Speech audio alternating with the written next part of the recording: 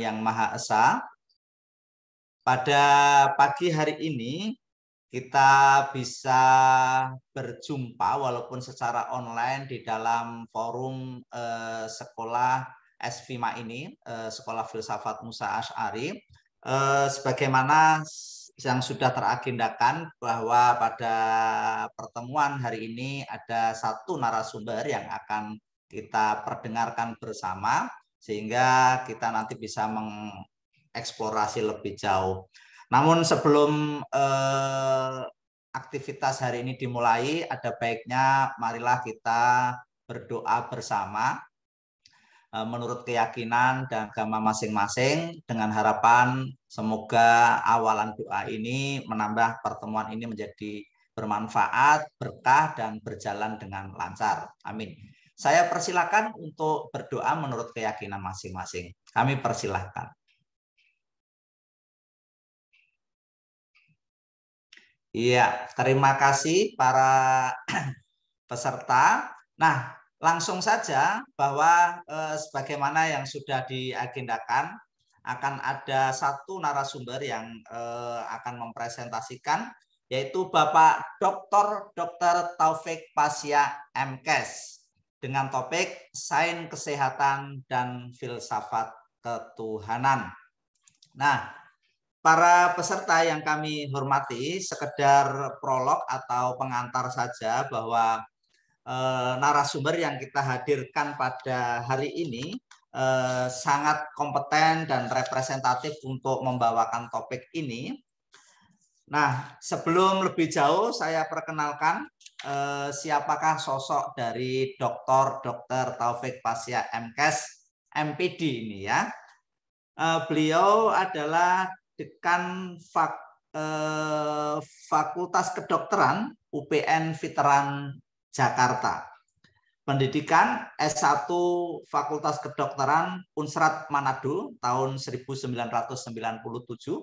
S2 ditempuh di Pascasarjana Fakultas Kedokteran UGM Biomedis Neuroscience tahun 2024. S2 juga ditempuh di Pascasarjana IAIN Alauddin Makassar tahun 2003. Nah, ini luar biasa ini narasumber kita ini S2-nya saja 2, langsung merangkap 2. Dan S3 ditempuh di UIN Sunan Kalijogo dengan konsentrasi multidisipliner tahun 2009. Nah, inilah riwayat pendidikan dari narasumber kita hari ini. Kemudian minat dan kepakaran beliau di bidang neuroanatomi dan neuroscience perilaku. Nah, ini sangat menarik sekali melihat dari kompetensi dan kapabilitas beliau membahas soal ini. Kemudian good brain axis dan well-being science. Nah, bidang dan minat kepakaran beliau ini tentu saja secara kapasitas akademik sangat bisa dipertanggungjawabkan dan oleh sebab itu mari kita nanti telah bersama-sama.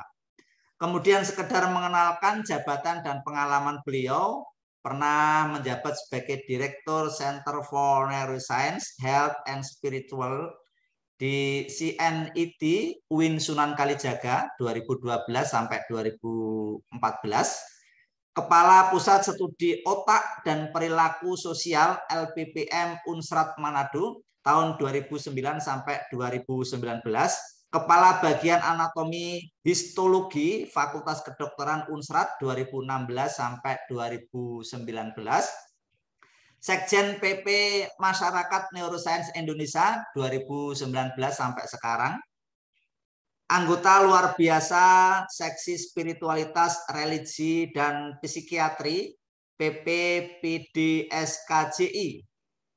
sampai sekarang. Kemudian Sekretaris Bidang Leadership PBID 2019 sampai 2021. Dan terakhir, pembicara nasional dan internasional dalam neuroscience, well-being, science, perilaku spiritual, dan psikiatri. Nah, itulah daftar riwayat dan sosok dari narasumber kita, Bapak Dr. Taufik Pasya. Nah, para peserta yang kami banggakan, sebagaimana topik yang sudah saya sampaikan tadi, bahwa beliau akan membahas tentang bagaimana sains kesehatan dan filsafat ketuhanan. Sekedar pengantar saja bahwa sekarang ini isu kesehatan menjadi isu yang sangat krusial, bahkan itu sudah bersifat global, apalagi dengan belum lama ini pandemi global telah melanda dunia termasuk Indonesia. Tentu isu kesehatan ini menarik untuk dibahas. Nah, akan tetapi mengingat kepakaran beliau ini soal neuroscience, tentu akan ada bahasan yang lebih holistik dan mungkin perspektif yang belum pernah kita dengar selama ini. Apa hal-hal yang menarik tentang bagaimana fungsi otak di dalam persoalan kesehatan dan juga filsafat ketuhanan. Nah, berbicara soal otak inilah nanti akan dieksplorasi lebih jauh oleh Pak narasumber, apa itu otak, bagaimana dimensi-dimensinya, dan apa itu metode berpikir multidimensional ketika dikaitkan dengan fungsi-fungsi otak tersebut. Nah, kita punya waktu cukup leluasa, sehingga Pak Taufik selaku narasumber, silahkan kami berikan waktu secukupnya, mungkin sekitar 60 menit boleh, 40 menit boleh, atau lebih dari itu silahkan. Namun mohon nanti disediakan waktu untuk dialog, sehingga mungkin dari peserta ingin mendalami lebih jauh atau menanyakan sesuatu, nanti ada alokasi waktunya. Saya selaku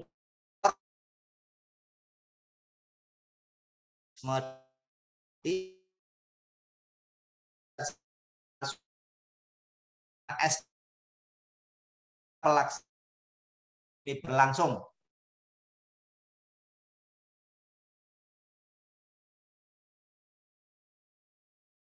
Buat proses dari pembelajaran pada pagi hari ini. Demikian selaku moderator untuk memberi pengantar dan sekedar prolog. Selanjutnya saya serahkan sepenuhnya kepada Bapak narasumber, Bapak Dr. Taufik Pasya. Kami persilahkan. Terima kasih, moderator. Assalamualaikum warahmatullahi wabarakatuh. Alhamdulillah, kita panjatkan puji syukur kepada Allah Subhanahu wa Ta'ala bahwa pada pagi ini kita bisa bersilaturahmi melalui realitas baru ini, ya, realitas yang namanya realitas maya. Saya sebut realitas karena memang dia realitas juga meskipun maya. Salawat dan salam buat Nabi Muhammad Rasulullah SAW, seluruh keluarganya, insya Allah sampai kepada kita sekalian. Pak moderator, nanti saya izin sampai jam 11 ya, 2 jam. Saya pengawas UTBK nih, Mas Sarifri. UTBK itu ujian masuk bukan tinggi. Saya penanggung jawab lapangan di UPN.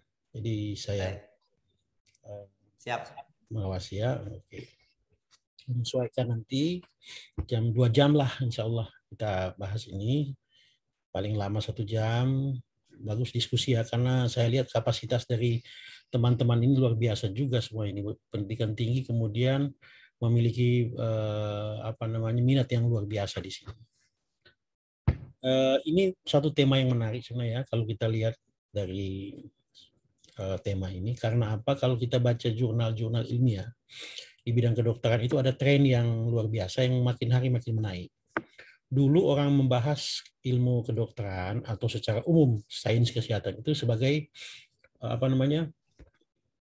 empirical approach, pendekatan empirik. Jadi dibahas itu sesuatu yang terindrai. Jadi yang disebut dengan sains kesehatan itu adalah segala sesuatu yang sifatnya evidence based. Jadi ada bukti yang terindrai. Tapi kok yang ini jurnal itu banyak sekali menulis hal-hal yang sifatnya lebih ke filosofi, ya. Salah satunya saya ambil contoh misalnya di Iran atau di Mesir atau bahkan di Amerika itu banyak pelopor mempelajari tentang apa yang sebenarnya terjadi di otak ketika orang melakukan ritual-ritual tertentu. Ya, misalnya singing, dancing, atau mengaji misalnya, atau apapun itu, apa yang terjadi di otaknya selama dia melakukan ritual-ritual seperti itu. Nah, di sisi lain orang meneliti kalau ada intervensi-intervensi yang sifatnya non medis, non farmakologik, tidak menggunakan obat, misalnya training ya, coaching, consulting atau segala macam hal yang sifatnya mental training, itu apa sih yang terjadi di otak. Jadi ada tulisan-tulisan yang luar biasa. Ini sebenarnya menggembirakan buat kita yang mau belajar filsafat. Karena apa? Artinya dunia kedokteran ini atau sains kesehatan secara umum mulai kembali kepada akarnya yang paling utama dalam dunia belantara pengetahuan ini. Kan sains kesehatan itu bermula dari dialog-dialog filosofis ya.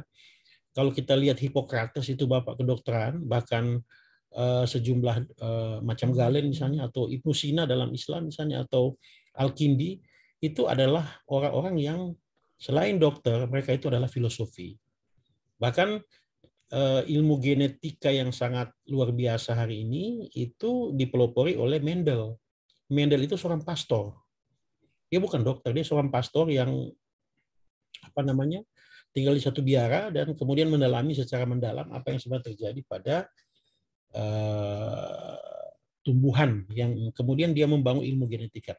Jadi tema ini sebenarnya itu trendy. Artinya ini tema yang mengarah pada satu pemahaman yang lebih utuh tentang manusia. Jadi kalau kita runut kembali ya perkembangan filsafat secara garis besar dari pemahaman-pemahaman yang sifatnya teologis, kosmologis, antropologis. Nah ini kemudian pada 200 tahun belakangan itu kajian-kajian yang sifatnya antroposentris, kosmologis, teologis, kosmologis, antropologis itu menunjukkan sesuatu yang sangat signifikan. Artinya sebenarnya kalau kita lihat tema-tema ya dari sudut pandang saya, tema-tema ini sebenarnya sedang bergulir, berputar-putar untuk kembali pada awalnya.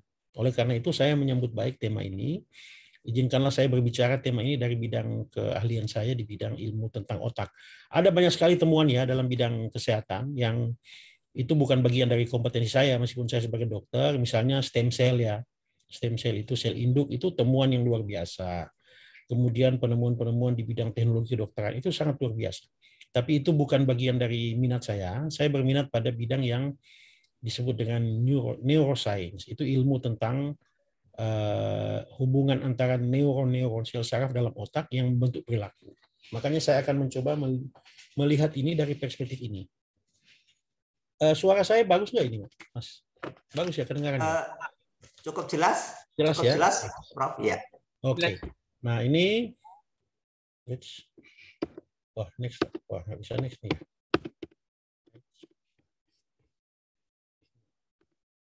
Udah bisa next ya? Bentar ya. Slide-nya belum berubah. Iya. Sudah sekarang. Ya udah ya. Ini. Ya sudah sekarang. Ini satu hal yang kalau kita mungkin teman-teman yang belajar filsafat barangkali lebih tahu dari saya, lebih memahami tentang saya. Tapi inilah tema-tema yang dalam filsafat itu menjadi bagian yang tematik. Artinya pendekatannya dari berbagai hal, tetapi sebenarnya kita belajar tentang ini. Ya, pertama kita belajar tentang realitas. Kita belajar tentang manusia. Jadi filosofi itu nanti kan mempelajari hal-hal yang sifatnya radikal itu terkait dengan manusia.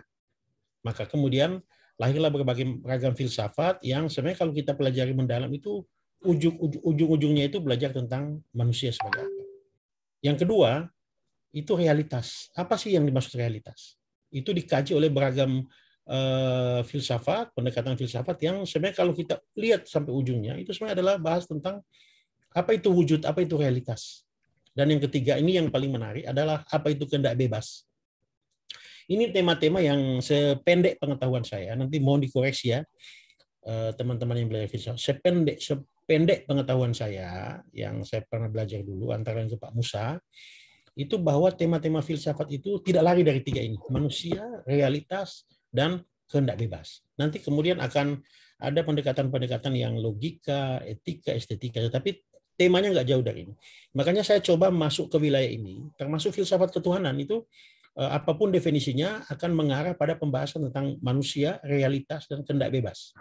Ya, pertanyaan-pertanyaan yang kita tanya di sini terkait dengan pembahasan kita adalah apa definisi manusia itu sebagai makhluk yang unggul, yang dalam kajian filsafat maupun biologi itu disebut sebagai Homo sapiens. Ya, Homo sapiens sapiens atau Homo sapiens.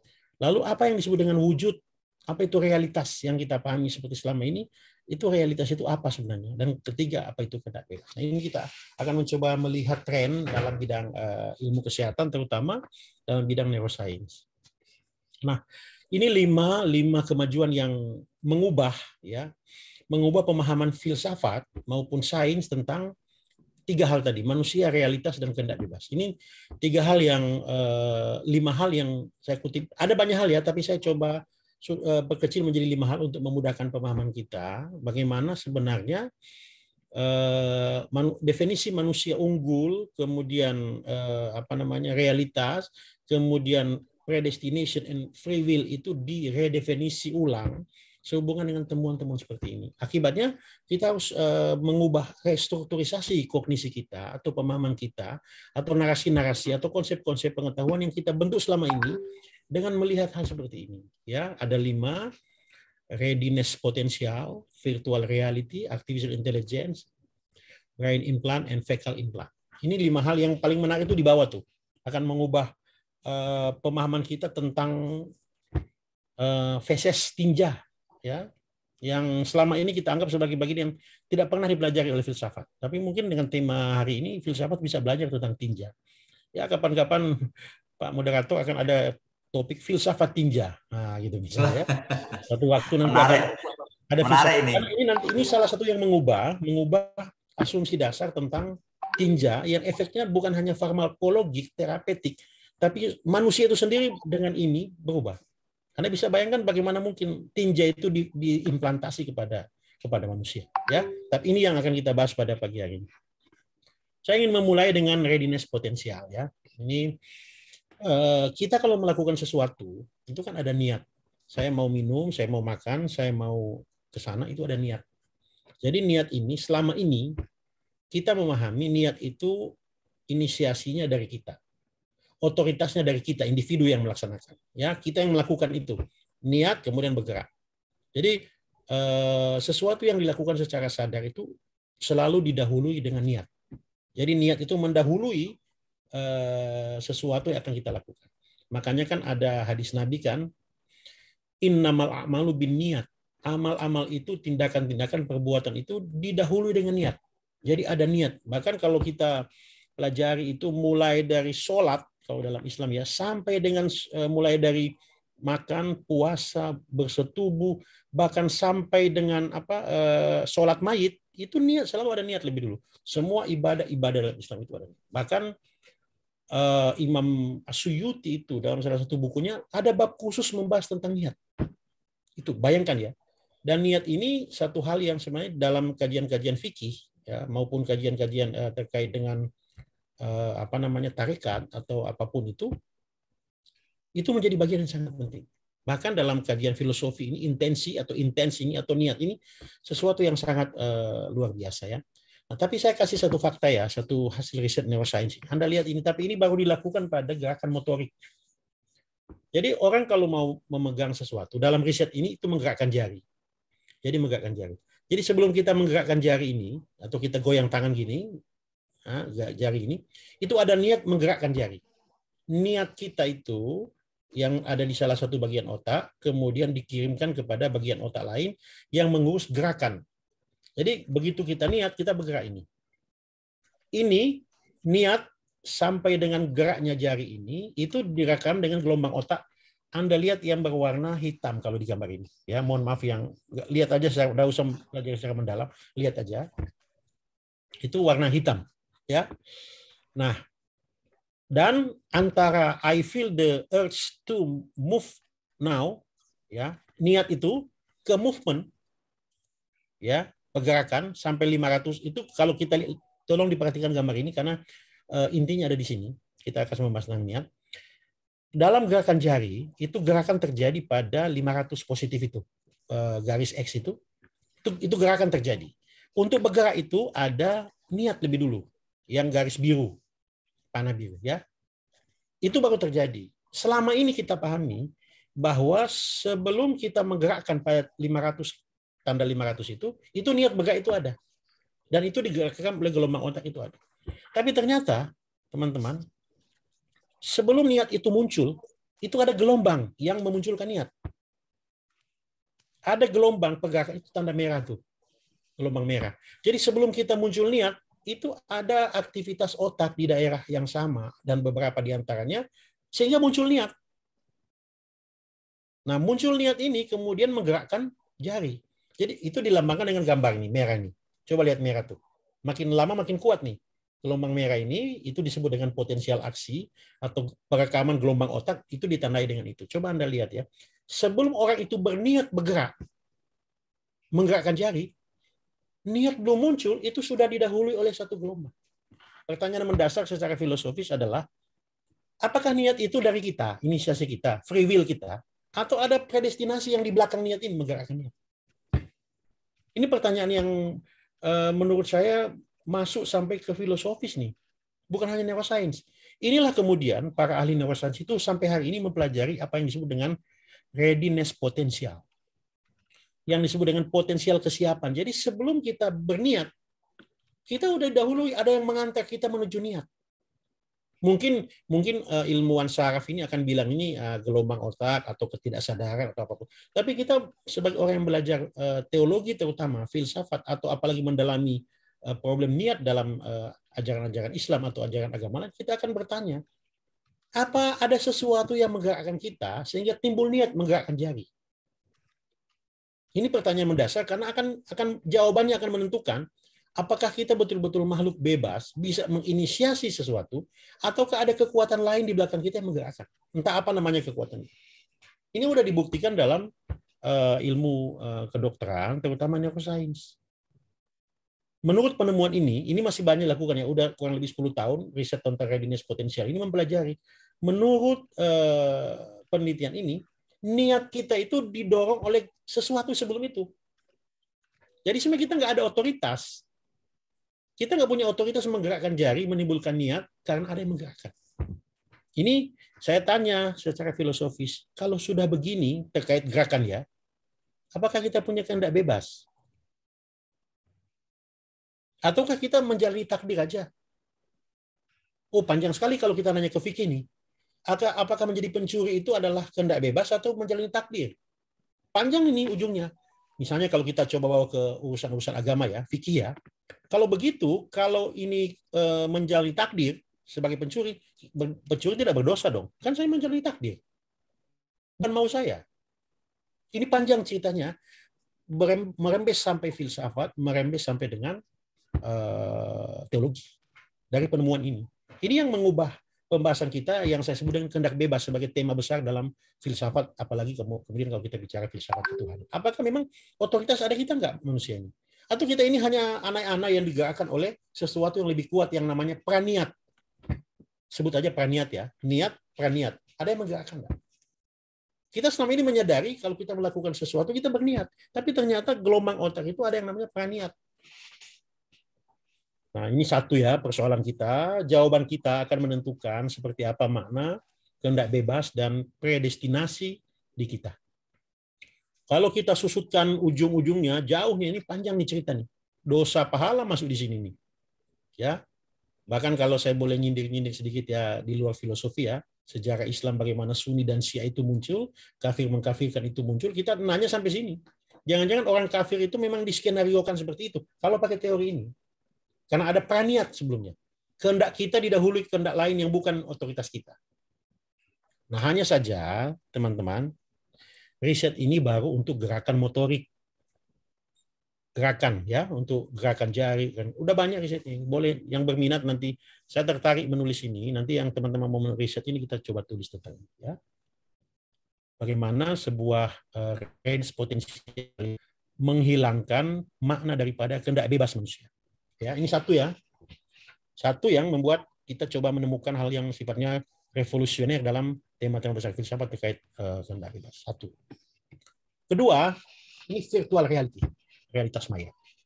Jadi yang kita sebut dengan realitas yang kita amati selama ini kan itu real. Kita sebut realitas. Realitas itu, ini tema kedua dari filsafat realitas. Wujud.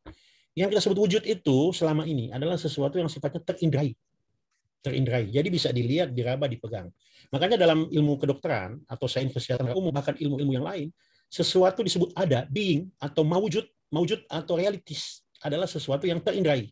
Kalau dia terindrai, dia terukur, bisa diukur, bisa dinilai, bisa diukur. Ya, terindrai. Makanya kan wujud dalam filsafat barat itu kemudian membuat berkembangnya positivisme. Ya, positivisme ini kan filsafat yang menekankan empirisisme.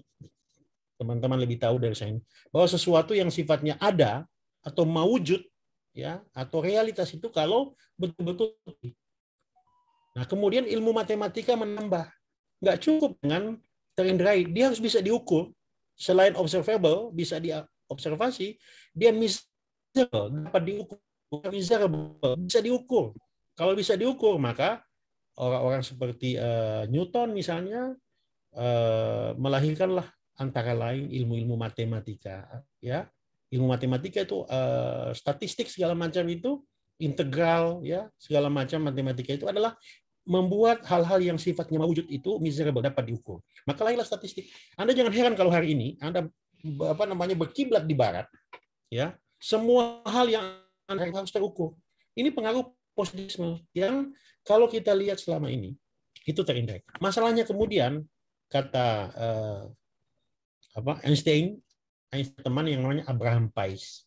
Dia bilang sama Abraham Pais, "Hai Pais, andai kata saya tidak bisa melihat bulan, apakah bulan itu tidak ada? Artinya kalau bulan itu tidak terindrai, apakah bulan itu tidak ada?"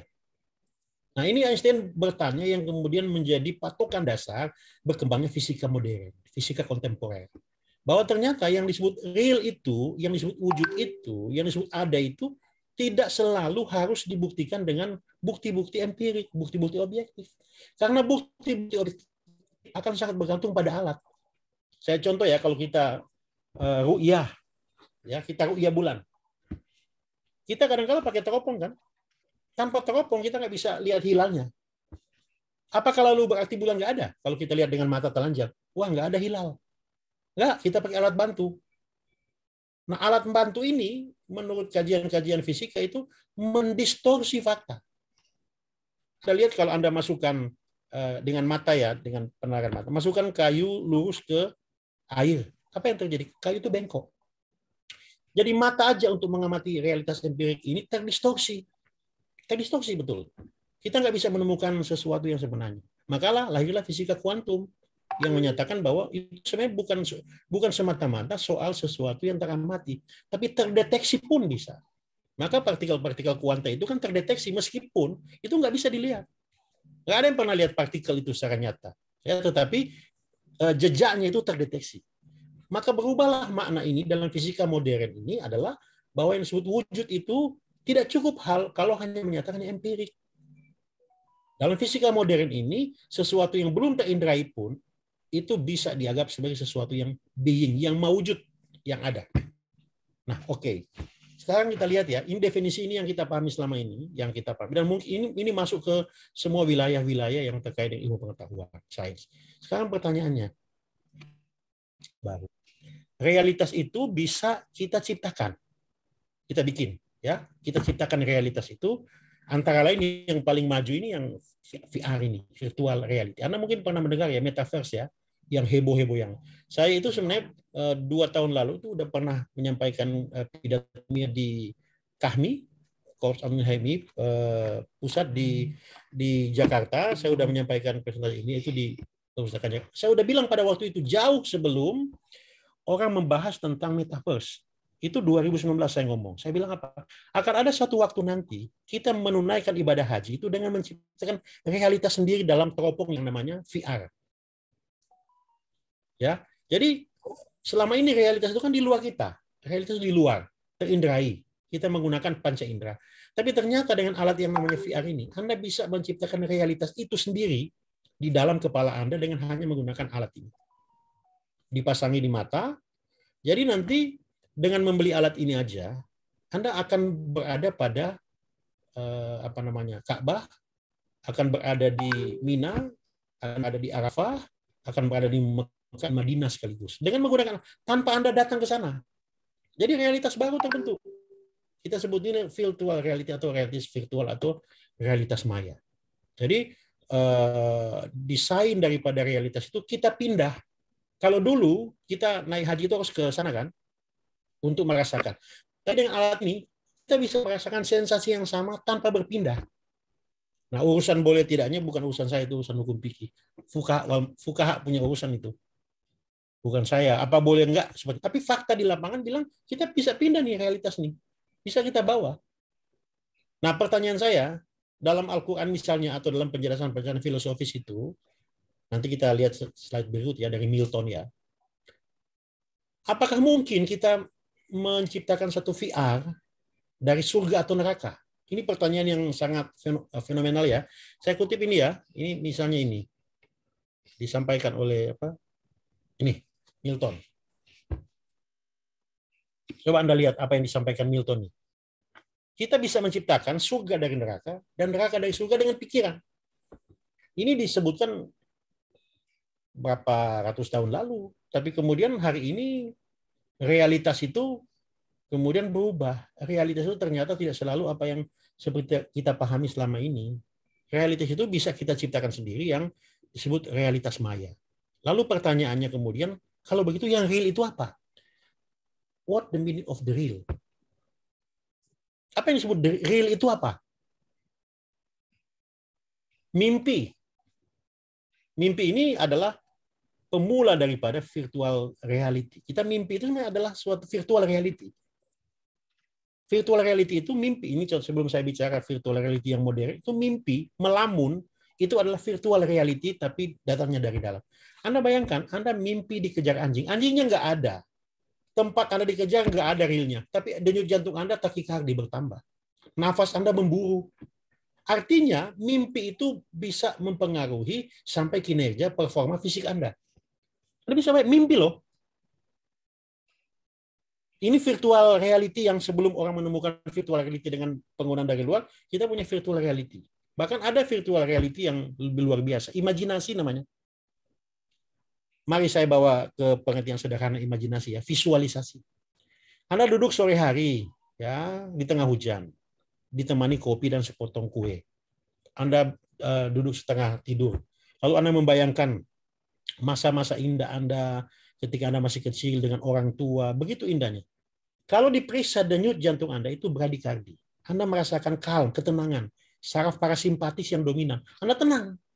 Padahal Anda ini hanya memvisualkan, bahasa kasarnya menghayalkan. Jadi Anda lihat betapa pengaruhnya definisi realitas itu terhadap kita. Secara empirik itu pengaruhnya luar biasa. Pertanyaannya, what the meaning of the real? Ini percakapan yang tidak tuntas di filsafat. Mawujud itu, real itu apa? Mungkinkah kita menciptakan surga ya dalam bentuk virtual reality? Kalau ditanya ke saya, menurut saya bisa. Anda bisakah menciptakan pengalaman dalam kubur dengan pertanyaan-pertanyaan daripada malaikat, lalu Anda menstimulasi dalam bentuk VR? Bisa sekali, sangat bisa. Bahkan beberapa pengembang itu mengembangkan virtual reality itu di dasar laut, ya di Mars. Itu udah. Ini membuat kita memikirkan kembali apa itu realitas dalam pengertian filsafat dan teristimewa dengan filsafat ketuhanan. Nah, ini persoalan kedua ya, bagaimana tantangan pengetahuan, dan ini di pengetahuan desain sangat dimungkinkan. Sangat dimungkinkan. Jadi Anda jangan takut membayangkan, di tengah kerumitan peribadatan haji, ya mau ke Mekah, banyak yang nggak bisa naik haji, ada yang tunggu. Anda beli VR aja, dan Anda akan merasakan sensasi itu. Meskipun sensasi itu juga tidak betul-betul sama, tetapi setidaknya Anda akan mendapatkan feel daripada itu di dalam rumah Anda. Anda ciptakan ruang panas dingin, suhu kelembaban. Anda bisa menciptakan VR itu. Lalu bisakah kita menunaikan ibadah haji dengan cara itu? Bisa. Sah atau tidak? Nah, sah atau tidak bukan urusan saya. Itu fikih punya urusan. Tapi kalau ditanya, bisakah kita menunaikan ibadah haji? Bisa. Sampai ke sana. Tapi kalau ditanya sah atau tidak, wah, saya nggak tahu tuh. Bukan ahli saya, itu ahli hukum. Apalagi ditanya mabuk atau tidak, wah bukan lagi saya tuh seperti itu.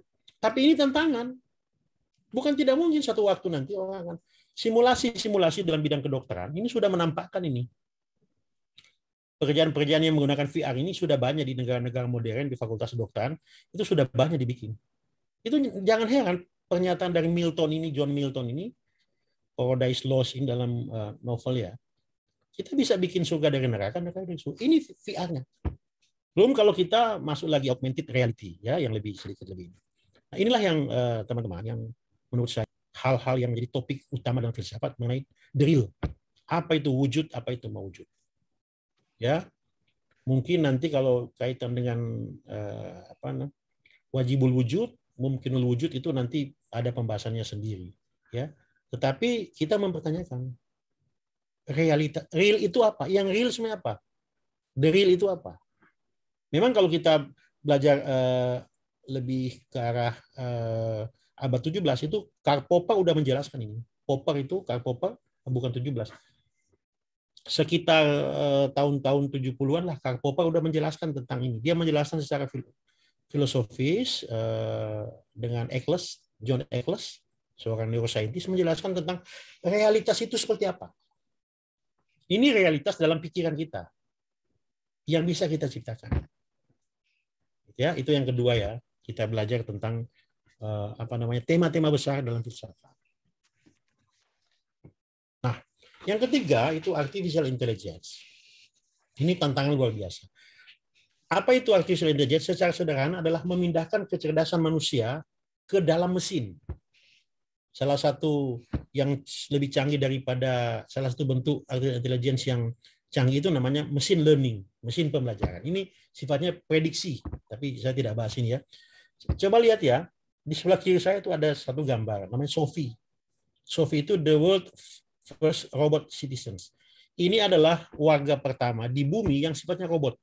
Dan dia dibeli oleh Arab Saudi. Nomor KTP-nya kalau pakai kita, KTP-nya 1001. Kalau kita pakai Indonesia. Ini warga robot pertama di dunia namanya Sophie. Ini sudah meliputi lebih dari 10 tahun riset. Dan Anda kalau lihat YouTube, silakan Anda lihat YouTube tentang Sophie, Anda seperti berhadapan dengan manusia. Yang membedakan itu cuma suaranya aja. Suara sama kulit yang Anda perhatikan itu. Tapi kalau cuma soal kulit sama suara, tidak lama lagi akan diselesaikan oleh ini. Bentar ya. Akan diselesaikan oleh bentar ya. Wah. Balik. Gimana baliknya ini?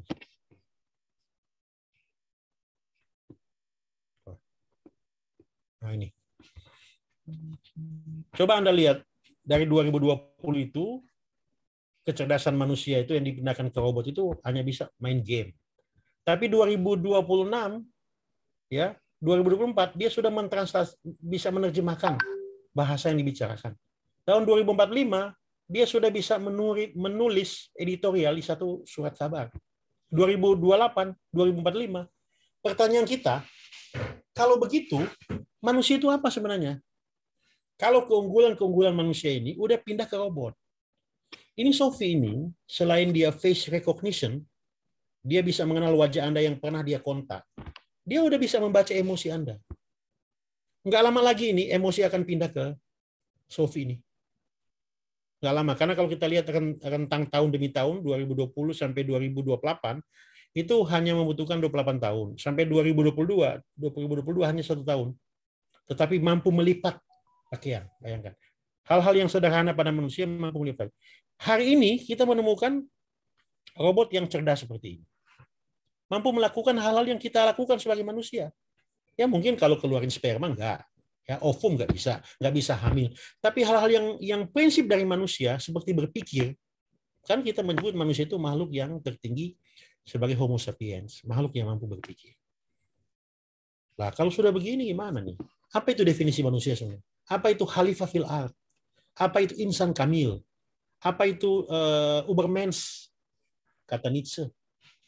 Apa itu Ubermensch? Manusia unggul itu apa? Filsafat manusia itu mempelajari keunggulan manusia. Kalau sudah berhadapan dengan seperti ini, kita mengelak ya. Filsuf itu sedikit mengelak, menyatakan begini. Tapi kan dia nggak ada jiwa. Nggak ada jiwa. Sehingga dia tidak bisa melakukan hal-hal yang bisa dilakukan oleh kualitas jiwa.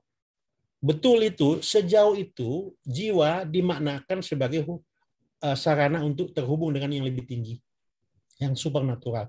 Tapi kalau jiwa itu dimaknai sebagai main, sebagai pikiran, ini lebih canggih pikirannya. Nggak bisa membayangkan hanya Anda ketemu dengan orang seperti ini. Anda jadi pengawal dia luar biasa. Kalau cuma kulit ini bisa dibikinlah, bisa dihaluskan itu. Dan dia nggak perlu makan, nggak perlu obat simvastatin, nggak perlu paracetamol, nggak sakit. Dan dia menjadi robot yang artificial intelligence. Intelijen pindah. Jadi nanti intelektualitasnya Mas Saifuddin Zuhri itu bisa pindah, Mas. Ilmu agama itu bisa pindah. Nanti berikut saya tunjukkan yang lebih canggih lagi. Pindah nih. Bisa pindah, kita bisa bikin robot seperti ini. Jadi ini tantangan ya, definisi filsafat tentang manusia itu apa sebenarnya? Kalau kita lihat siapa ya yang dokter ini pemenang Nobel yang meneliti soal manusia, ya, mana hidup manusia. Dapat lupa. Ahli fisiologi yang itu menulis tentang manusia kan, dia sudah mengurai tentang manusia. Nah, ini menantang sekali. Kalau kita baca buku-buku filsafat ya, terutama filsafat Islam, mungkin salah satunya itu Falsafatuna bisa, ya kita belajar. Coba kalau kita baca dari awal sampai akhir Falsafatuna ini, ya, yang kita temukan apa? Yang kita temukan adalah pembahasan tentang keunggulan manusia. Kalau kita baca Tahfut al-Falasifah atau Tahafut al-Falasifah misalnya, yang kita temukan apa? Pembahasan tentang keunggulan manusia. Tema-tema besar dalam filsafat manusia itu keunggulan manusia. Mungkin kalau sedikit nyempet ke spiritualitas ya makna hidup misalnya.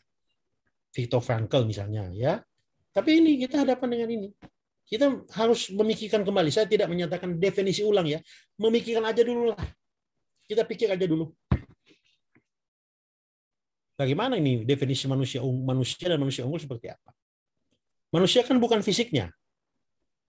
Jadi kalau orang menganggap bahwa beda Sophie dengan kita karena Sophie kulitnya keras, kita halus, Sophie nggak punya pembuluh darah, itu masih level. Bukan itu pembeda manusia. Pembeda manusia, kelebihan manusia dibanding makhluk itu adalah pada kualitas mental. Sementara kualitas mental ini sudah bisa diambil oleh artificial intelligence. Ini Sophie bisa bercinta loh. Menyatakan pernyataan erotik, bisa. Dia bisa membangkitkan nafsu gairah seksual seorang lelaki, bisa nih. Kalau kita kan selama ini kan kita ini termasuk saya yang menerima secara tanpa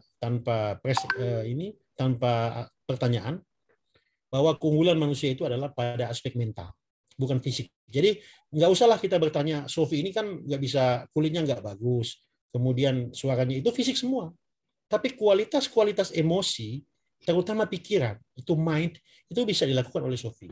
Nggak lama lagi itu kualitas emosi udah baca. Karena penemuan dalam studi-studi emosi itu sudah mendalam. Lalu pertanyaan tadi seperti saya bilang, manusia adalah apa yang nanti dipelajari oleh filsafat manusia. Ya, tentu filsuf itu bisa mengelak dengan beragam cara untuk menjelaskan ini. Tapi ini fakta ya.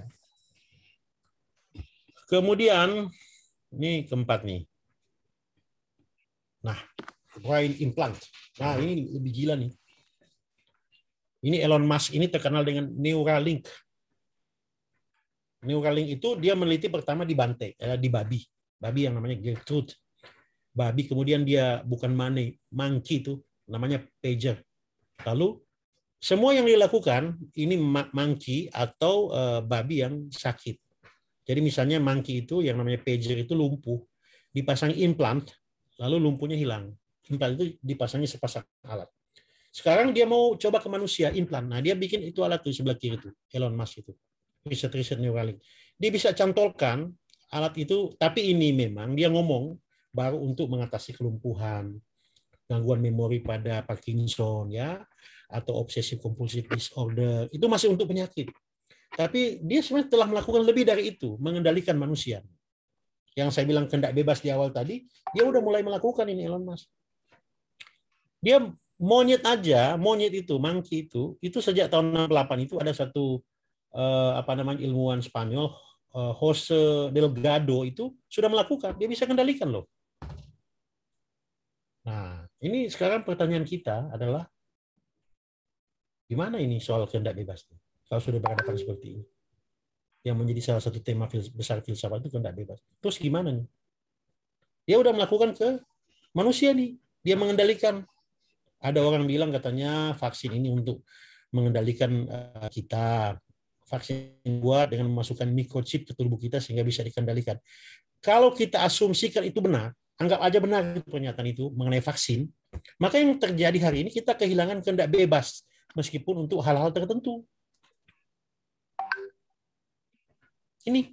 Jadi pertanyaan mendasar itu free will and predestination itu apa? Kalau kita bawa ke filsafat Islam itu qadariyah sama jabariyah masih pantas dibicarakan nggak tuh? Jangan-jangan kita semua ini jabariyah itu dengan al-ulama Elon Musk ilmuannya. Dan ini yang terjadi hari ini. Meskipun ini hanya kami beberapa orang yang berminat ini mempelajari ini, tapi ini yang terjadi hari ini. Ya. Nah, ini contoh dia pasang ke monyet untuk lumpuh. Dia pasang generator kecil aja. Kalau Anda pernah lihat alat pacu jantung, nah seperti itu dia pasangi. Tapi bukan pacu jantung, pacunya ke otak. Supaya bagian yang lumpuh itu kemudian bisa aktif. Ini untuk binatang dia bikin. Tapi dia sebenarnya telah melakukan lebih dari itu. Kalau kita ikuti CIA ya, atau KGB misalnya, FBI, itu udah banyak melakukan riset-riset terkait dengan ini. Yang unpublished. Kalau Anda suka membaca itu, riset-riset untuk memperbaiki kemampuan manusia menjadi lebih unggul. Misalnya contoh, ketajaman mata itu dari seorang tentara Amerika itu udah melalui implan ini seperti ini. Jadi dia bisa melihat Anda dalam keadaan yang tengah malam, itu mata seorang prajurit Amerika bisa lihat Anda. Kemudian dia bisa kalkulasi ketepatan dalam waktu yang sangat cepat. Ini karena apa? Implan seperti ini. Itu bertanya saya, kehendak bebas itu apa kalau begitu? Nggak lama lagi ini, 20 tahun, Pak, ya paling lambat saya udah mati, barangkali teman-teman juga sudah mati. 50 tahun depan. Kita akan ada pemimpin yang mengendalikan orang. Ya, baru robot yang dikendalikan. Kemudian sebagian manusia, cyborg, kalau kita nonton cyborg itu ya, Arnold Schwarzenegger itu yang main tuh, Terminator, coba lihat. Itu contoh Terminator. Bahkan Iron Man itu ya, Johnny Depp, coba lihat. Seperti itulah teknologi yang ada hari ini. Nah, dari segi filosofis pertanyaan kita tadi, lalu kehendak bebas ada nggak tuh? Atau kita hanya sekedar melaksanakan kehendak bebas orang lain? Oke ya. Nah, ini juga yang ini menarik ini. Yang publikasinya sangat jarang. Tapi bukan, ini cuma ilustrasi gambarnya. Bukan gitu ya. Tetapi prinsipnya seperti itu. Nanti, suatu waktu, saya sering menyampaikan di banyak tempat sejak 10 tahun lalu. Sebagian sudah terbukti hari. Apa yang saya bilang? Akan ada satu waktu nanti, Anda nggak perlu jadi hafiz Quran. Seperti hari ini, kita punya HP, udah ada chip di dalam, microchip kecil, ada aplikasi yang isinya 6.660 ayat. Jadi, anytime, anywhere, kapan saja, di mana saja, kita bisa buka ayat yang mau kita cari. Sekarang Neuralink itu sudah berpikir memasukkan memori dari luar itu informasi ke dalam kepala. Ada area yang namanya hipokampus. Jadi nanti di chip itu, meskipun bukan seperti gambar ini ya, dimasukkan nanti ayat Al-Quran. Jadi orang yang masuk itu hafiz Quran. Dia hafal Kutubus Sittah misalnya. Dia hafal ensiklopedia Americana. Gak perlu belajar tuh. Gak perlu belajar, langsung masuk dan dia tahu. Belum hari ini. Tetapi fenomena, tanda-tanda ke sana sudah ada. Akan ada. Jadi nantinya kan, dulu kan kalau kita belajar sedikit, ini ada istilah al-ilmu al-huduri, al-ilmu al-husuli. Katanya kalau ilmu husuli kita belajar, tapi al-ilmu al-huduri itu hadir begitu saja. Jangan-jangan ini bentuknya al-ilmu al-huduri. Formatnya ini. Hadir begitu saja tanpa belajar. Tanpa aware, tanpa terpapar, terekspos dengan ilmu ini, kita kok tiba-tiba tahu. Jangan-jangan ini adalah implementasi dari al-ilmu al-huduri. ilmu yang tidak perlu kita belajar. Ini fenomena, teman-teman. Jadi apa ya? Saya bertanya kemudian, kalau begitu eksistensi manusia itu apa? Kan kalau kita bicara eksistensi manusia, Nietzsche, Soren Kierkegaard, Nietzsche, dan filsuf manusia kan banyak bicara tentang eksistensi manusia. Coba kita baca Kierkegaard, Soren Kierkegaard, Nietzsche misalnya, Nietzsche dengan Übermensch misalnya, ya bicara tentang manusia sebagai eksistensinya. Eksistensi manusia itu sangat bergantung pada memori. Kalau Anda kehilangan memori, Anda kehilangan eksistensi. Karena kenapa? Di memori Anda berisi tentang riwayat hidup Anda, istri Anda, suami Anda, anak Anda, makanan Anda, orang tua Anda, lingkungan Anda. Anda bayangkan kalau ini semua hilang. Pada Parkinson, seperti diderita oleh Ronald Reagan, ini hilang semua. Kehilangan eksistensi manusia itu. Hilang eksistensinya. Nggak ada lagi manusia itu. Oleh karena itu, dalam bidang neuroscience itu, manusia itu sering disamakan dengan sekumpulan memori. Kalau kita bicara eksistensi manusia. Kita ini sekumpulan memori aja. Bayangkan aja kita ada orang menderita penyakit Parkinson, setiap ketemu istrinya nanya, siapa kamu? Padahal tadi baru dibilang, saya istrimu. Ketemu lagi di dapur, itu ada kasusnya. Parkinsonisme itu seperti itu. Sedikit-sedikit lupa, udah pernah ketemu lupa, Anda bisa bayangkan enggak? Bagaimana ada orang kehilangan memori atau diganti memorinya? Eksistensi manusia, kata Nietzsche dan Kierkegaard, adalah pada eksistensi dia. Dan pengetahuan modern menyatakan bahwa eksistensi kita itu sangat ditentukan oleh memori yang kita miliki. Ya, itu sebabnya Mas, laki-laki itu cepat pikun dibandingkan perempuan. Itu sebenarnya enak loh. Kenapa? Karena kalau dia pikun, kan istrinya udah tua, udah tidak indah seperti muda. Nah, yang ada di memorinya tertinggal yang istrinya masih muda, yang masih cantik. Memori-memori terbaru itu nggak dia simpan. Itu manfaatnya laki-laki itu sempat pikun dibanding perempuan. Karena supaya memori yang teringat adalah kenangan-kenangan indah dengan istrinya, dengan suaminya, atau dengan siapapun. Tapi kita terganggu dengan ini loh. Mungkin kalau Nietzsche atau Kierkegaard itu masih hidup, mungkin mereka akan mendalami ini. Anda bisa bayangkan tiba-tiba memori Anda saya ganti.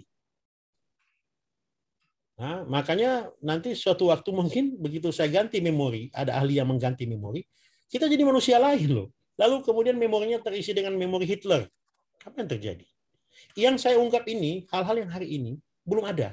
Tetapi tanda-tanda ke arah itu sudah ada. Ada riset-riset neuralik itu sudah mulai melakukan sampai kepada itu. Caranya apa? Ubah memorinya.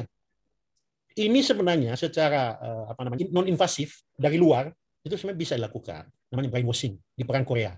Ya, kita bisa mengubah memori orang. Tapi ini lebih canggih. Nggak usah terlalu susah payah lah 2-3 hari. Nanti ke depan itu training mungkin nggak ada. Jual aja memori. Coba Anda ambil Anda punya HP, yang di situ disimpan WA Anda, yang di dalamnya ada memori card, yang menyimpan nomor HP, email. Coba tiba-tiba chip ini, memori Anda ganti dengan HP Anda yang lain. Apa yang terjadi? Kacau tuh yang Anda punya HP. Tapi Elon Musk ini. Ya, ini memori. Nah, ini contoh ya, di Guardian aja udah nulis itu. Tahun berapa nih saya? 2019 loh, 3 tahun lalu. Are brain implants the future of thinking? Ini udah nulis loh. Dan ini artinya udah ada. Kalau dia udah nulis gini, udah ada tuh. Jadi nantinya, ini ekstrim loh, saya nyatakan ini. Gak usahlah kita hadir di pondok Hafiz lah. Minta aja chip dipasangin di kepala. Hafiz kita. Suatu waktu. Gak usahlah kita ngafal-ngafal itu hadis-hadis tuh. Gak usahlah kita hafal peta Yogyakarta yang jelimet tuh. Ngalor ngidul. Itu kita bisa pasang implan aja. Nah, gitu menurut prediksi daripada Guardian ini. Ya, dia melihat ratusan tahun loh. Ini rekayasa otak ini. Bisa. Coba Anda perhatikan alat-alat yang dipasang tuh. Pasang gitu loh. Nah, dan dia bergantung listrik. Kalau listriknya mati ya hilang.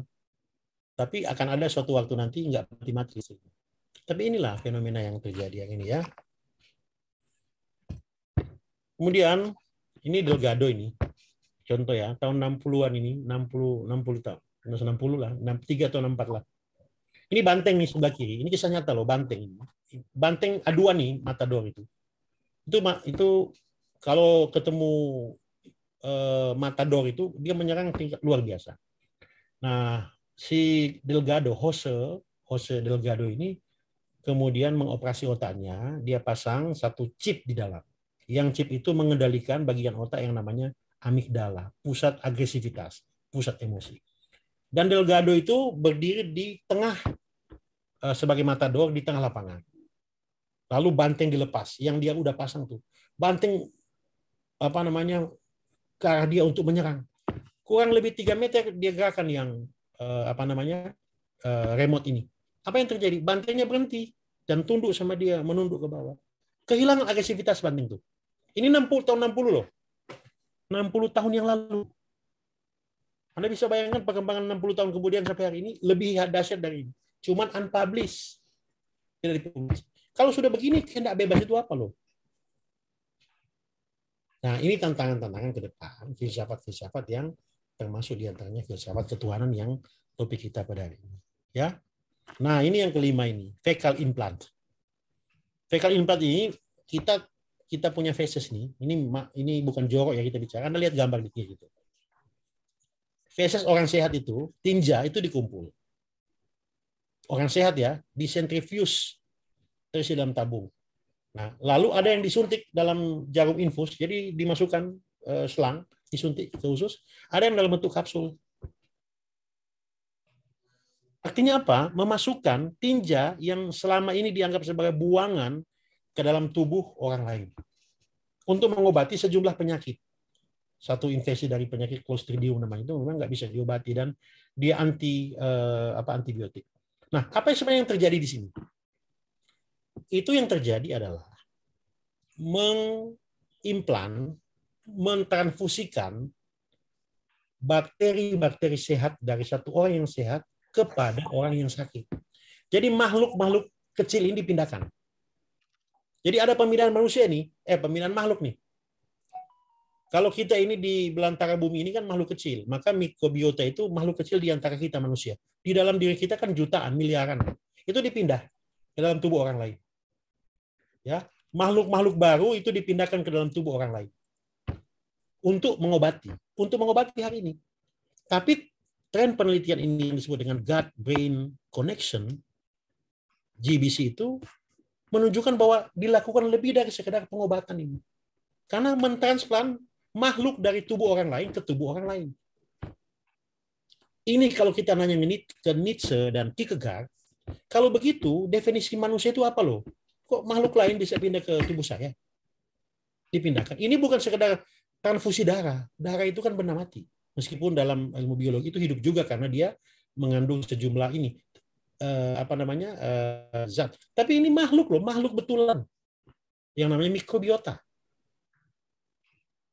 Nah, kalau mikrobiota itu pindah ke kita dengan teori gut-brain connection, dia mengatur kinerja berpikir kita, kinerja emosi. Karena yang ngatur otak itu menurut riset itu banyak berasal dari pengaturan oleh usus. Nah, ini kita bisa belajar dari teori evolusi ya, kalau saya terangkan dikit. Pada waktu manusia mulai menemukan api, otak berkembang dengan baik. Kenapa? Karena energi dari usus itu tidak lagi dipakai untuk menghancurkan makanan, tapi api udah hancurkan, udah lembut. Akibatnya otak berkembang. Dari situ, dari teori evolusi menyatakan bahwa itu di otak manusia itu dikendalikan oleh usus. Makanya ada teori gut-brain axis. Ada satu zat yang namanya serotonin, itu diproduksi lebih banyak di usus. Itu zat kebahagiaan. 75% diproduksi oleh usus. Bahkan ada saraf ke-10 ya, mudah-mudahan teman-teman ya yang bukan kedokter bisa nangkap lah.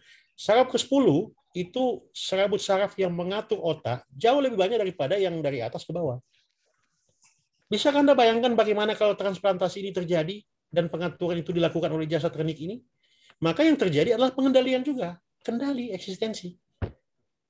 Dokter dapat dengan mudah memindahkan satu bakteri, sekelompok, sejuta, semiliar itu ke tubuh Anda. Dan mereka akan bermain di usus mengatur Anda punya. Ini tantangan yang saya bilang di awal tadi. Apa itu manusia, apa itu realitas, apa itu kehendak bebas. Itu yang ditanya ya. Oke, saya kira itu barangkali Mas Saifuddin Mudah-mudahan penjelasan saya ini 1 jam nih loh. Ya. 1 jam. Ya. Terima kasih Baik. banyak. Saya kembalikan. Baik. Assalamualaikum warahmatullahi wabarakatuh. Waalaikumsalam warahmatullahi wabarakatuh. Terima kasih Bapak narasumber. Mungkin sekedarnya kita kasih aplaus terlebih dahulu biar menyemangati kita semua dan tangan kita bergerak. Ya, terima kasih. Sebagaimana yang sudah kita simak bersama, luar biasa dari apa yang disampaikan oleh narasumber tadi. Sejak awal statementnya kita sudah tertarik, yaitu pernyataan Bapak Taufik tadi mengatakan bahwa sekarang ini ada kecenderungan bahwa penelitian atau mengeksplorasi tentang otak itu bukan hanya dimensi medis atau fisiologi semata. Ada sebuah tren baru bahwa otak sekarang ditinjau menjadi lebih kompleks, khususnya ada kecenderungan perspektif filosofis banyak digunakan untuk melihat otak ini. Nah, saya kira ini adalah sebuah fenomena baru yang oleh Pak Taufik tadi mengatakan justru dikembalikan pada asal-muasal genealogi dari otak itu sendiri yang dulu ketika para filosof itu juga membidangi persoalan-persoalan otak ini. Nah, secara detail Pak Taufik dan sangat kompeten membahas tentang 4 hal tadi yang sudah dibahas, didahului dengan pertanyaan apakah manusia itu punya kehendak, siapa itu manusia, kemudian apakah manusia punya kehendak bebas, dan bagaimana manusia unggul itu. Kemudian dijelaskan melalui readiness potential, virtual reality, artificial intelligence, brain implant, dan facial implant. Saya kira ini semua sudah kita dengarkan secara langsung. Nah, para peserta SVIMA ini di batch 3 ini silakan jika ada yang mau berdialog secara langsung. Pak Taufik masih menyediakan waktu, tadi menyatakan sampai pukul 11 waktu Indonesia bagian Barat. Namun demikian terlebih dahulu ini ada beberapa responder atau para penanya yang sudah menuangkan di chat. Pertama oleh Saudara Adi Fatra Agus, ya, Adi Fatra Agus Salim. Itu menanyakan, ada 3 penanya melalui chat ini, apakah perbedaan mendasar antara falsafah dengan tasawuf? Nah, ini pertanyaan dari Adi Fatra Agus Salim. Dan bagaimana membentengi diri dari falsafah yang bertentangan dengan akidah dan syariah? Tadi Kalau ini nanti, kalau yang ini Mas Saifudin yang jawab aja lah. Nanya ke ahlinya aja lah. Yang ahlinya di sini banyak lah, jangan ke saya. Baik. Saya tadilah yang ini. Ini menjadi catatan kami. Ya. Saya bacakan terlebih dahulu ya Pak, beberapa penanya ini. Kemudian yang kedua dari Afina Amalia itu menanyakan tentang readiness potential, apakah bisa digunakan untuk melihat gerakan sholat dan wudhu? Ini Pak Taufik, pertanyaan dari Afina Amalia. Sekali lagi, readiness potential itu apakah bisa digunakan untuk melihat gerakan sholat dan wudhu? Kemudian penanya berikutnya dari Muhammad Latif, Bapak Muhammad Latif. Dalam ranah pendidikan, adakah stimulus yang bisa diupayakan manusia agar dalam dirinya memiliki niat-niat yang positif? Mengingat tadi dijelaskan bahwa kehendak manusia didahului kehendak lain di luar otoritas manusia. Ini pertanyaan dari Bapak Muhammad Amruddin Latif. Apa saya jawab satu-satu aja dulu, Mas? Oke, silakan Bapak. Ya. Nah, yang pertama tadi apa, Mas? Afina Amalia itu menanyakan apakah readiness potential itu bisa digunakan untuk melihat gerakan sholat dan wudhu, Bapak? Readiness ya, readiness potensial. Bisa aja saya kira. Cuman hari ini riset itu masih dipakai untuk ini gerakan motorik. Tapi kalau lihat fenomena penelitian yang terkait gerakan motorik, boleh aja itu wudhu itu. Jadi nanti kalau riset ini yang mereka lakukan itu, mereka dipasangi alat kan di kepala, alat yang namanya elektroencephalografi. Ada yang lebih canggih itu dilakukan oleh ilmuwan yang namanya Lau, H.C. Lau. Itu dia pakai alat fMRI. Tapi yang saya gambarkan tadi itu alat yang namanya elektroencephalografi dipasang di kepala. Jadi orang itu belum dibilang mau bikin apa, udah direkam kepalanya. Nanti dia ditanya kapan niat itu muncul. Dia harus nulis niat untuk ngambil wudhu itu munculnya kapan. Dia harus beri tanda di situ. Nah itu kan ada rekamannya di gelombang otak. Nah nanti dokter tinggal menyesuaikan jam berapa itu dia berniat dan jam berapa itu gelombang otak muncul untuk niat. Apakah sebelumnya ada gelombang otak? Itu bisa. Jadi peserta itu diberikan, dipasangi alat di kepala, kemudian nanti aba-aba ke dia, kapan niatmu untuk melakukan sesuatu itu muncul. Jangan dibilang niat apa, niat apapun yang dia, misalnya saya niat mau wudhu, kapan itu munculnya? Harus terdeteksi di jam kan, ditulis jam berapa. Nah jamnya ini dikonfirmasi ke alat rekaman otak yang dilihat jam itu terjadi apa di otak. Dan sebelum itu ada enggak? Nah gitu. Jadi dari situ bisa diimprove. Mudah sih sebenarnya, cuman mungkin karena belum pernah pengalaman, saya sendiri belum pernah melakukan itu.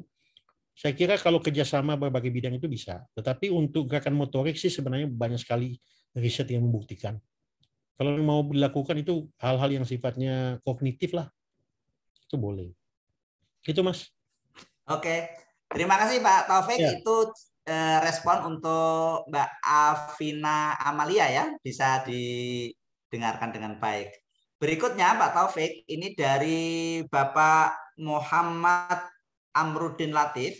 Ini kayaknya di bidang pendidikan ini Bapak. Dalam ranah pendidikan, adakah stimulus yang bisa diupayakan manusia agar dalam dirinya memiliki niat-niat yang positif? Mengingat tadi dijelaskan bahwa kehendak manusia didahului dengan kehendak lain di luar otoritas manusia. Nah ini Pak Taufik, pertanyaan dari Bapak Amrudin Latif. Silakan Bapak. Apa ya? Ini kan sudah menyangkut praktik ya, praktik empiris. Saya kira banyak sekali itu untuk meningkatkan kemampuan seseorang yang yang mengarah pada hal yang baik. Saya kira ini pendidikan juga arahnya ke sana. Tetapi yang saya bicara tadi, Mas Saiful, itu kepada hal yang sifatnya filosofis, ya, yang kepada hal yang sifatnya lebih tinggi dari sekedar kegiatan-kegiatan praktis. Tapi kalau ditanya hal-hal yang praktis untuk memperbaiki kemampuan seseorang, itu banyak sekali lah. Antara lain pendidikan, training, coaching, consulting, itu bisa melakukan itu dengan memberi arahan pada seseorang untuk melakukan. Makanya ada istilah train your mind, change your brain. Kalau kita melatih, saya contoh ya, yang manajemen stres misalnya. Ini manajemen stres ini paling susah ya. Tapi dengan berlatih meditasi misalnya, atau kalau dia terbiasa tafakur, dia tafakur misalnya, itu akan ada olah nafas itu, mengolah nafas. Karena dalam satu riset, nah Anda boleh buka nanti ya, olah nafas itu ada kaitan dengan readiness potensial. Orang akan bisa melakukan hal-hal yang positif itu ketika dia membuang nafas. Itu Anda bisa baca nanti cari itu saya lupa jurnal-jurnal apa, tapi ada itu penjelasan. Nah, olah nafas misalnya itu berkaitan dengan manajemen stres. Kalau manajemen stres itu bagus, biasanya proses untuk mendapatkan sesuatu terkait dengan otak kita juga itu bagus. Itu Mas. Oke. Terima kasih. Begitu jawabannya untuk Pak Amrudin tadi ya. Berikutnya ini dari Pekalongan ini Pak. Dari daerah asalnya Pak Musa ini, Pekalongan, Jawa Tengah. Dari Bapak Mirza Mahbub.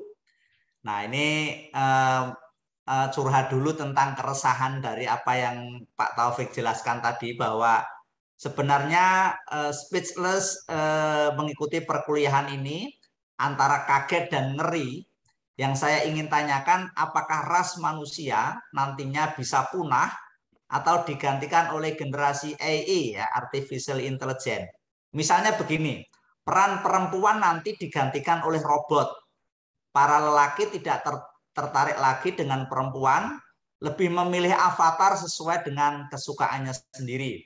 Dengan demikian tidak memerlukan biaya untuk membuat rumah tangga dan lain-lain. Ya, ini pertanyaan menarik dari apa yang tadi dielaborasi lebih jauh tentang artificial intelligence.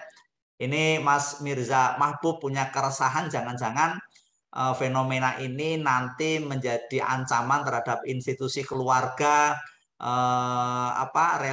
relasi seks dan lain sebagainya, itu nanti jangan-jangan juga terancam. Nah, bagaimana ini Pak Taufik menyikapi hal ini?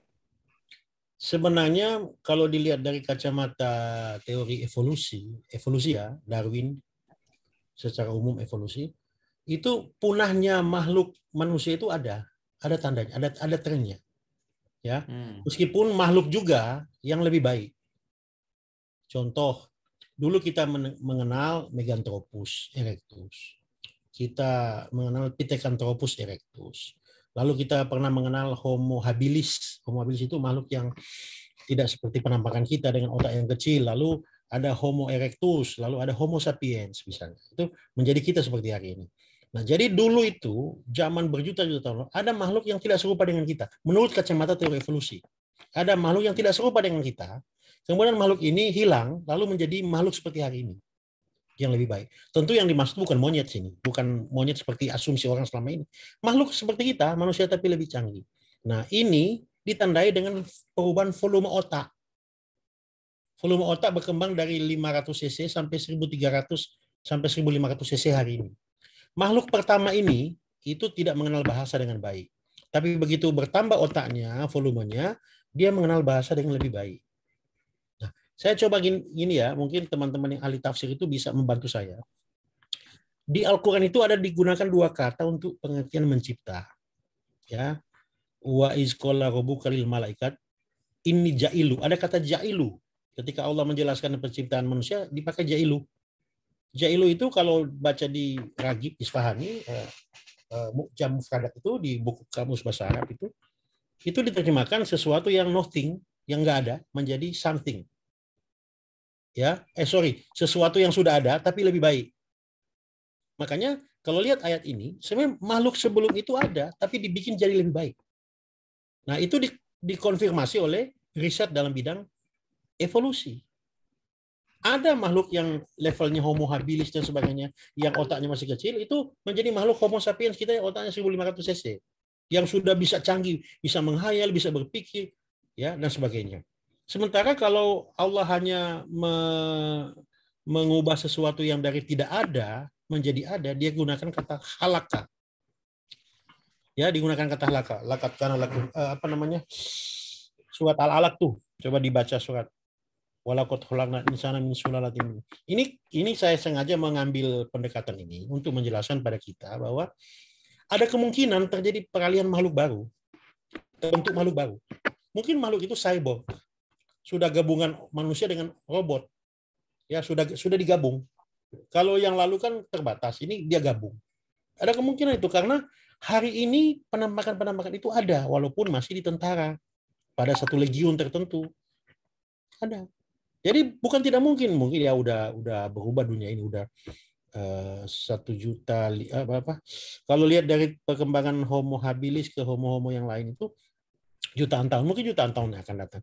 Makanya Anda usah khawatir Pak, udah wafat semua kita lah, udah makhluk baru ini, enggak usah khawatir lah, sudah cyborg, sudah menghuni planet ini. Itu Pak. Oke. Ini juga ada keresahan berikutnya dari Pak Mirza Mahbub, Pak Taufik, tentang artificial intelligence ini juga bisa mengancam katakanlah institusi keluarga. Tadi kan ada manusia robotik yang bisa mengganti peran manusia. Jangan-jangan ini nanti untuk kebutuhan seksual, relasi-relasi tentang percintaan, itu bisa digantikan juga dengan artificial intelligence semacam ini, dengan robotik yang semakin canggih. Fungsi daripada manusia terkait alat kelamin itu fungsi dua kan, prokreasi, reproduksi, melahirkan anak, dan rekreasi, kesenangan. Dua hal ini udah bisa dipenuhi oleh teknologi, meskipun tidak sebaik manusia ya.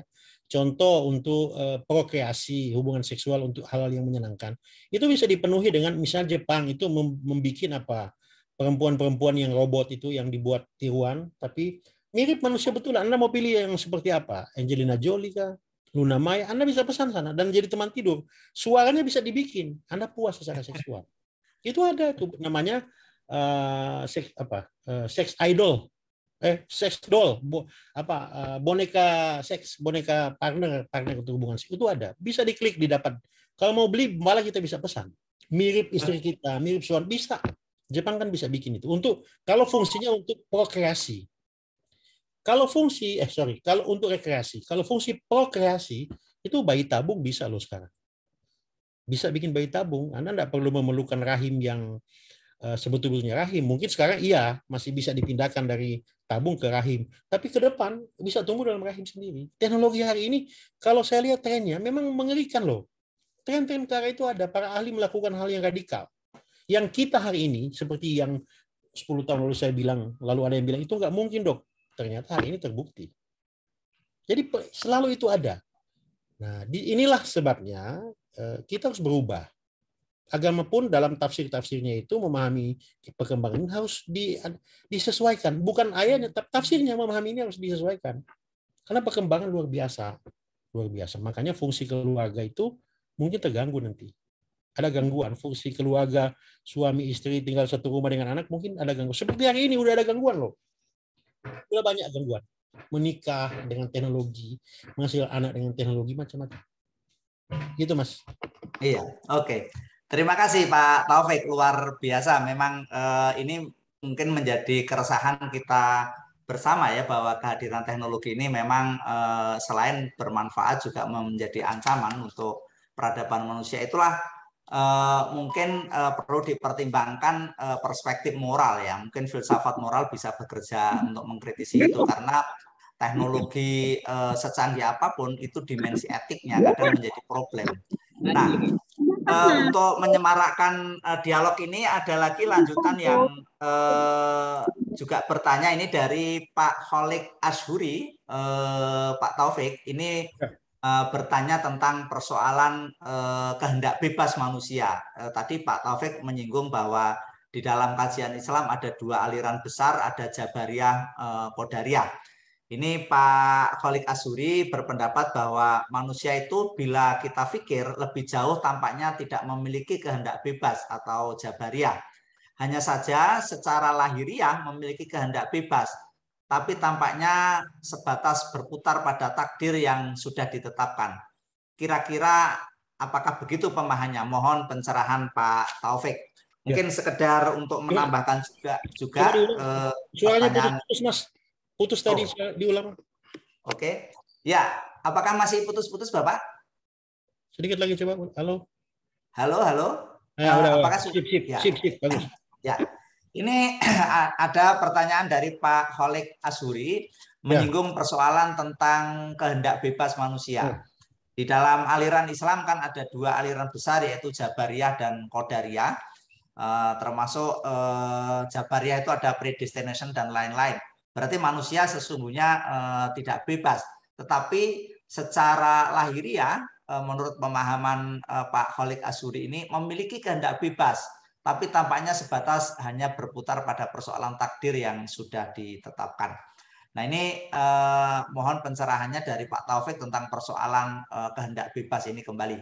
Begitu Pak pertanyaan dari Pak. Jadi yang riset yang saya sampaikan tadi itu riset baru pada hal-hal yang sifatnya motorik, gerakan ya, pergerakan tubuh fisik. Jadi para ahli baru sampai situ. Memang ada sudah lama nih readiness potensial, udah lama risetnya 20-30 tahun. Tetapi masih merambah pada riset-riset yang terkait dengan pilihan-pilihan sadar. Misalnya begini, kalau ada dua kue, saya mau pilih kue yang mana? Itu belum sampai ke situ. Kalau ada dua kue, saya mau mana? Nah ini karena belum sampai situ, maka saya masih nyatakan ini sebagai kehendak bebas. Tetapi di sisi lain juga kita merasakan bahwa pilihan kita pada satu kue bergantung pada pengalaman hidup, wawasan, pengetahuan tentang kue itu. Jadi kita yang terbiasa makan satu kue itu sejak kecil cenderung memilih kue itu. Artinya apa? Sebenarnya dari segi hal yang sederhana, kehendak bebas itu nggak ada. Kita dipengaruhi oleh hal-hal yang sifatnya pengalaman, wawasan, pendidikan, yang semuanya tersimpan dalam alam bawah sadar.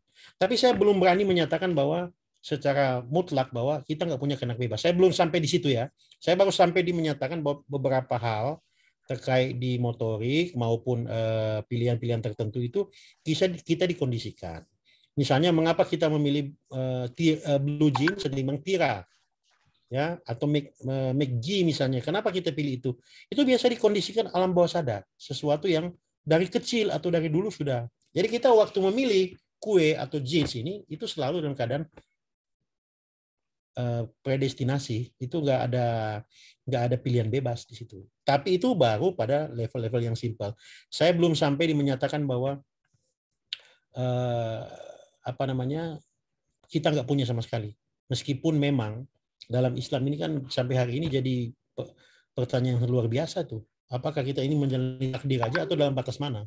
Gitu. Jadi baru sampai di motorik lah, maka masih terbuka ruang yang luar biasa untuk kita kaji. Oke, terima kasih Pak Taufik. Walaupun dengan penelitian lebih bersifat khusus mengenai motorik, saya kira bisa memberi penjelasan lebih jauh bahwa persoalan kehendak bebas ini bisa dirunut dari hasil penelitian Pak Taufik tentang motorik tadi ya, bahwa kalau di dalam kajian sosiologi, katakanlah mengutip dari pemikirannya Berger and Luckman, itu ada konsep tentang stimulus and response, bahwa manusia sebetulnya mereaksi itu ya lebih karena dirangsang dari hal-hal di luar dirinya. Artinya itu tidak ada manusia otonom. Dan itu kalau dilanjutkan dalam masyarakat konsumen, budaya pop, sekarang ini kita memilih jenis-jenis konsumsi itu juga sebetulnya diintervensi, bahkan sangat dikonstruksi oleh iklan, oleh kepentingan-kepentingan kapitalis, sehingga seakan-akan kita tidak punya kebebasan sesungguhnya. Seperti itu mungkin untuk sekedar mengembangkan. Nah, para peserta, mungkin jika ada yang mau berpendapat, merespon, atau pertanyaan secara langsung, kami persilahkan selain yang sudah menulis di sini. Silakan kalau ada yang langsung. Jangan yang susah-susah. Jangan yang susah-susah ya Pak Taufik ya. Oke, saya jadi teringat tadi pertanyaan yang meresahkan tadi tentang manusia punah. Pak Taufik ini kan selain sebagai dokter ahli neuroscience juga dokter. Dulu ketika pandemi COVID-19 terutama pada varian Delta ya, itu kan kematiannya begitu masif. Waktu itu saya sendiri sempat jangan-jangan ini adalah awal kepunahan spesies manusia dan akan digantikan apalagi itu. Tapi ternyata manusia cerdas menemukan solusinya dan mungkin salah satunya adalah vaksin yang sudah kita lakukan bersama. Nah, ini sekedar penambahan saja. Silakan para peserta kalau ada yang mau bertanya atau merespon. Atau yang bertanya tadi mau merespon balik, silakan Mbak Afina atau siapa. Itu Pak. Ya. Pak Samsul Rizal sama Bu Titi. Oke, silakan.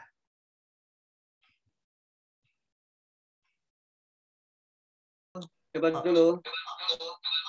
Oke, silakan Pak Samsul Rizal. Ya, oke. Saya merespon aja, Pak. Kalau masalah real itu kan istilah kalau di tafsir ya al-haq ya. Ya, saya percaya yakin juga kalau satu saat saya putih Mas. Ya, mungkin Pak Samsul Rizal mungkin ada elektronik yang di-joinkan double jadi mendengung, silakan. Iya, sudah mati. Oke. Jadi kalau menurut saya begitu hal-hal yang real itu pasti insya Allah lambat laun akan dengan neuroscience. Jadi seperti adab kubur, kan ada ini sepanjang yang saya ketahui dia juga dikatakan hak. Nah, seperti hal juga dalam versi saya itu kisah Ashabul Kahfi juga dikatakan hak. Nah, ternyata sudah dapat dibuktikan. Tinggal lagi Nabi Isa alaihissalam yang insya Allah nanti akan turun kembali. Nah, itu juga katakan Allah itu al-haq, ternyata akan lambat laun terbukti. Ya, begitu juga penciptaan manusia. Penciptaan kalau kita lihat di bukunya Pak Syirat itu, dan itu saya hitung antara penciptaan manusia itu secara al-haq 10 dan Allah itu dikatakan hak adalah 10. Jadi seimbang. Hanya saja ya saya setuju kata Pak Taufik tadi bahwa ruh yang manusia kurang bisa. Tapi secara real manusia akan mampu untuk melaksanakan atau mewujudkan itu. Wujud atau mewujud itu bisa dijelaskan oleh manusia. Hanya saja detailnya itu sampai kepada ruh tidak. Karena ruh itu wa nafakha fihi min ruh, itu hanya milik Allah. Hanya saja implan untuk manusia bisa mengetahui semua yang real itu, saya yakin itu akan terlaksana. Nah, yang kekhawatiran tentang penggantian manusia ke robot itu ya berpengaruh juga kepada, saya kira itu sangat besar pengaruhnya kepada keluarga ya. Apalagi sekarang sudah ada alat-alat canggih ya yang bisa menggantikan baik dalam hal seks ya, seperti yang kita dengar tadi, penggantian tempat-tempat wisata dan lain sebagainya. Hanya saja akibat dari hal ini yang saya tanyakan, bagaimana untuk merepresentasikan dalam bentuk positif semua. Ya tentu yang negatifnya ikut ya. Bagaimana untuk menyikapi perkembangan sains ini, baik dalam segi neurologi maupun dalam perkembangan teknologi, kita mengantisipasi lah agar semuanya berjalan dengan baik. Itu aja Pak Saifuddin. Baik, terima kasih Pak Samsurizal. Nampaknya Pak Samsurizal ini juga punya bahan-bahan penelitian yang nampaknya terkait dengan apa yang didiskusikan hari ini ya. Tadi diawali dengan cerita bahwa dalam penelitiannya Pak Samsurizal bahwa persoalan azab kubur, ashabul kahfi, turunnya Mesias dan lain sebagainya itu adalah hak. Nah, cuma pertanyaan yang ditekankan oleh Pak Samsurizal adalah Pak Samsurizal tidak mengelak bahwa kemajuan sains memang tidak bisa dihindari dan itu sudah zeitgeist, sudah keharusan, dan itu sudah menjadi faktual terjadi di berbagai aspek kehidupan. Cuma yang dipersoalkan oleh Pak Samsurizal ini adalah bagaimana supaya menyikapi perkembangan sains termasuk neuroscience ini supaya positif ya. Untuk tentu saja nilai positif yang dimaksud Pak Samsurizal adalah mungkin sesuai dengan norma-norma yang ada selama ini. Mungkin Pak Taufik bisa menyikapi bagaimana supaya perkembangan termasuk neuroscience ini bisa berdampak positif terhadap manusia. Ya, sains itu kan bermata dua ya. Bisa sisi negatif, sisi positif. Nah, kita memilih dan memilah ini perlu kecakapan khusus. Karena bukan tidak mungkin kalau kita salah memilah, kita akan memilih temuan-temuan sains yang justru menimbulkan masalah. Ya, contoh-contoh sudah saya sampaikan tadi. Kalau saya disuruh memilih itu, maka saya memberikan 3 kriteria pilihan itu. Hendaknya mempertimbangkan 3 kriteria. Kriteria yang pertama, apakah teknologi atau perkembangan sains itu membuat manusia menjadi lebih terhormat? Itu yang pertama. Itu standar pertama. Apakah dengan menggunakan alat-alat ini, kedudukan manusia itu menjadi terhormat, menjadi berwibawa, menjadi betul-betul makhluk yang betul-betul mengendalikan alam semesta ini. Ya, itu satu kriteria pertama. Yang kedua, apakah kemudian sains ini, sains yang ditemukan atau teknologi itu tidak membuat manusia terisolasi dari komunitasnya? Karena handphone, ya segala macam sosmed itu, gadget itu membuat manusia terisolasi. Ini gadget ini sangat berbahaya menurut saya. Karena apa? Berpeluang membuat manusia itu terisolasi. Jadi yang pertama membuat manusia itu mendapatkan hakiki kemanusiaannya. Kedua membuat manusia itu tidak isolasi. Dan ketiga ini yang saya kira praktis tapi penting, membuat manusia lebih ringan melakukan hal-hal yang dilakukan sehari-hari. Misalnya untuk membeli sesuatu, ya, untuk memasak sesuatu, Kalau dulu kita masa itu zaman dulu kayu api disiram minyak tanah dibakar lalu taruh belanga ya. Kalau sekarang ada listrik tinggal colok. Mungkin satu waktu nanti ada teknologi yang lebih mudah dari itu. Tiup aja dia langsung nyala misalnya atau jadi panas langsung gitu. Jadi memudahkan, pilih teknologi yang memudahkan kehidupan manusia. Yang kemudian kedua membuat manusia menjadi lebih terhormat. Dan ketiga yang membuat manusia itu stabil dalam komunitasnya. 3 itu aja kriterianya. Itu patokannya Anda pilih sehingga nanti teknologi apapun yang Anda pilih itu untuk itu. Tapi itu kalau kita bicara untuk kepentingan sehari-hari. Tapi kalau kita bicara teknologi untuk kepentingan-kepentingan riset, kepentingan-kepentingan yang lebih besar dari itu, maka kita harus mengambil semua jenis teknologi itu entah buruk atau baik.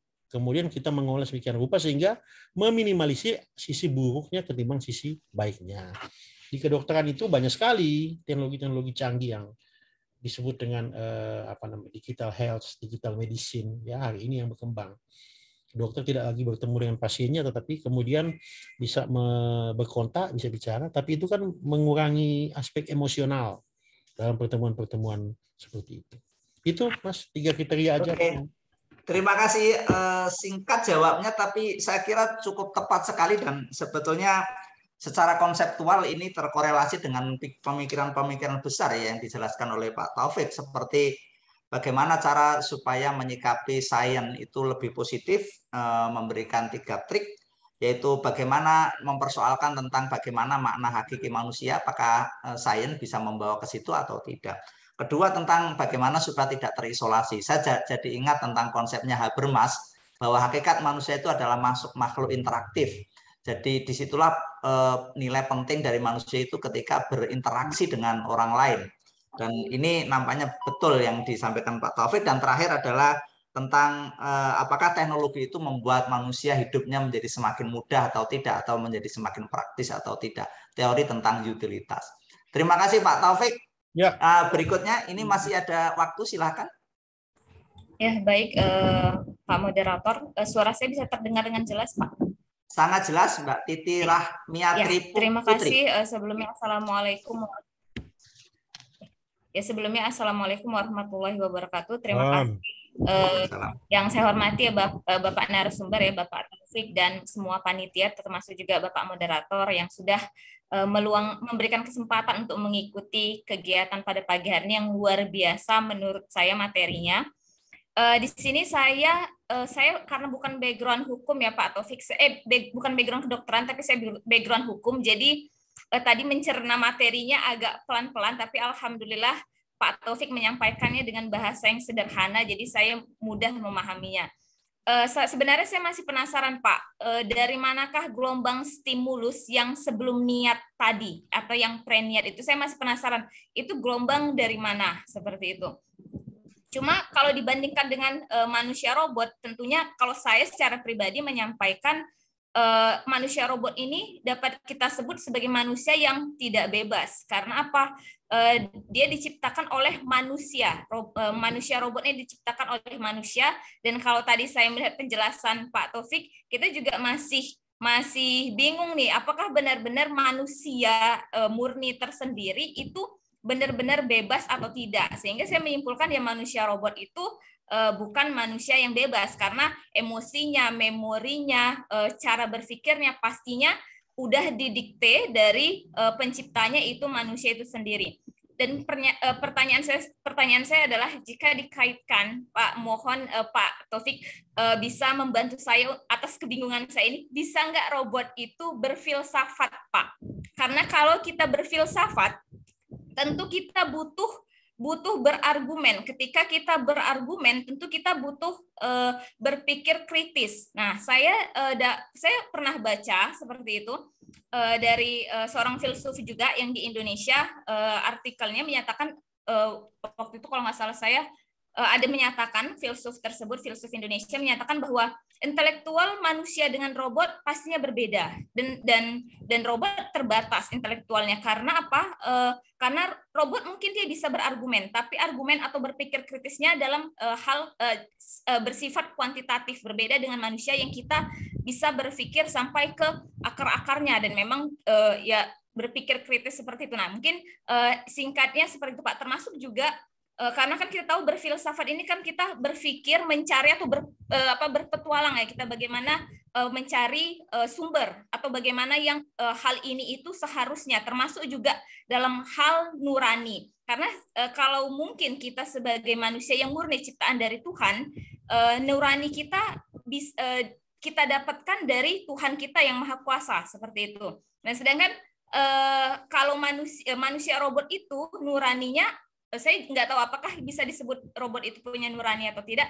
Intinya perasaannya, emosionalnya itu didapatkan dari manusia, yang mana manusia tadi itu tadi Bapak sebutkan sebatas dari pengalaman alam bawah sadar dan sebagainya. Terima kasih Pak Taufik, mohon pencerahannya Pak. Dan maaf jika ada salah kata. Terima kasih. Wassalamualaikum warahmatullahi wabarakatuh. Waalaikumsalam. Bagus. Langsung Pak Taufik, silakan. Ya, bagus pertanyaan. Jadi begini, bukan hanya berfilsafat, berteologi udah bisa sekarang. Lebih tinggi dari filsafat barangkali ya. Nah, di Jepang itu sekarang, meskipun ini baru pemula ya, itu di beberapa tempel, beberapa kuil, itu dipasangi robot untuk memberi nasihat pada mereka yang datang di kuil. Bisa googling nggak, cari di YouTube ya. Jadi dipasangi situ, bahkan di beberapa gereja di Amerika itu dipasangi robot yang bisa menasehati sesuai dengan permintaan Anda. Anda punya keluhan apa, dia memberi nasihat. Ini robot loh. Nah, nanti coba googling di Jepang, ada beberapa tempel, beberapa kuil yang sudah menggunakan robot untuk sudah menggunakan artificial intelligence untuk memberi nasihat pada yang bersangkutan. Nah, persoalannya kemudian seperti pertanyaan tadi, apakah robot bisa berpikir secara kritis dan radikal? Untuk hari ini, beberapa komponen penting dari berpikir kritis itu sudah bisa dilakukan. Ya. Nah, bagi manusia, berpikir yang tertinggi itu sejatinya bukan kritis, tapi problem solving. Karena sebuah hal itu diarahkan pada pemecahan masalah. Jadi, apapun yang kita lakukan, itu tujuannya memecahkan masalah. Nah, sekarang pada robot-robot ini, kemampuan untuk memecahkan masalah itu sudah diinstal sedemikian rupa, sehingga hal-hal yang tidak kita bayangkan dilakukan secara cepat, itu dia bisa melakukan. Nanti teman-teman itu bisa googling itu Sophie yang saya bilang tadi. Silakan cari di internet, itu Sophie robot. Ya, Sophie ini robot. Anda bisa lihat situ bagaimana dia berdialog dengan pertanyaan-pertanyaan yang tidak diduga sama sekali. Nah, itu yang terjadi hari ini. Tapi kalau kita prediksi sampai dengan 60 tahun ke depan, apalagi 100 tahun ke depan, kemampuan-kemampuan berpikir kritis, ya, berpikir kreatif, itu bukan tidak mungkin akan jadi. Hari ini aja dalam rentang waktu diukur dari tahun 2000, 22 tahun aja, itu kemajuan sangat luar biasa. Nah, kalau nunggu 60 tahun kemudian, 2060-an atau 2050-an, ini kemajuan sangat signifikan ini. Karena pendukung-pendukung untuk kemampuan itu sedang dibikin hari ini.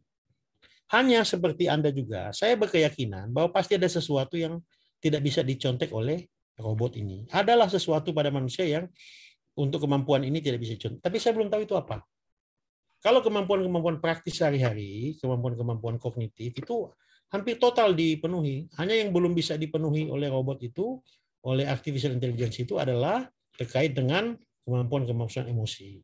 Itu udah enggak. Seperti saya terangkan di awal tadi ya, kalau Anda lihat slide saya yang 9 slide itu 5 kemajuan dalam tren ini yang mengganggu pemahaman kita dalam filsafat soal realitas, ya, soal manusia, soal wujud, atau soal kehendak bebas itu Anda akan lihat bahwa hari ini terjadi ya yang menjadi pemikiran filsafat seperti realitas itu, kehendak bebas atau definisi manusia itu hari ini kita mengalami gugatan luar biasa dari perkembangan teknologi ini. Nah, 60 tahun kemudian, 100 tahun kemudian ini akan betul-betul luar biasa. Tergantung kita siap aja untuk itu. Itu Mbak Titi, terima kasih. Semoga manfaat. Ya, bisa diterima Mbak Titi penjelasannya? Terima kasih Pak Taufik. Iya. Ya,